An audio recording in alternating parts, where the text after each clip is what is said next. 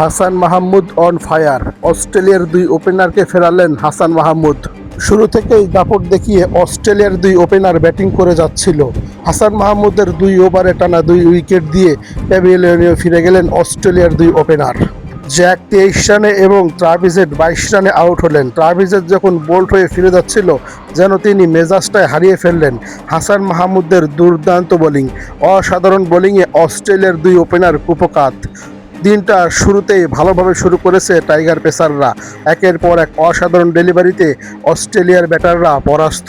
যেখানে বাংলাদেশের পরাস্ত হওয়ার কথা ছিল, সেখানে উল্টো অস্ট্রেলিয়ার ব্যাটাররা একের পর এক পরাস্ত। শুরুতেই 2 উইকেট তুলে নিয়েছে বাংলাদেশের এই টাইগার পেসার হাসান মাহমুদ। শুরুতে অবশ্য টস জিতে ব্যাটিং করার সিদ্ধান্ত নিয়েছিল অস্ট্রেলিয়া। বাংলাদেশকে বোলিংয়ে পাঠিয়ে ব্যাটিং করতে নামে টিম অস্ট্রেলিয়া।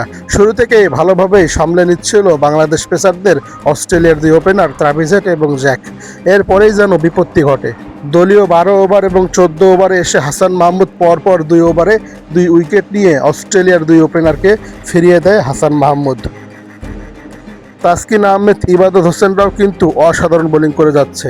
দেখে মনে হচ্ছে বাউন্সিং পিচ এবং সেই সাথে পেসারদের দাপট রয়েছে এই উইকেটে। বাংলাদেশ শেষ পর্যন্ত কীরকম করতে পারে আজকের এই দিনে। শুরু থেকেই কিন্তু দাপট দেখাচ্ছে বাংলাদেশের পেসাররা।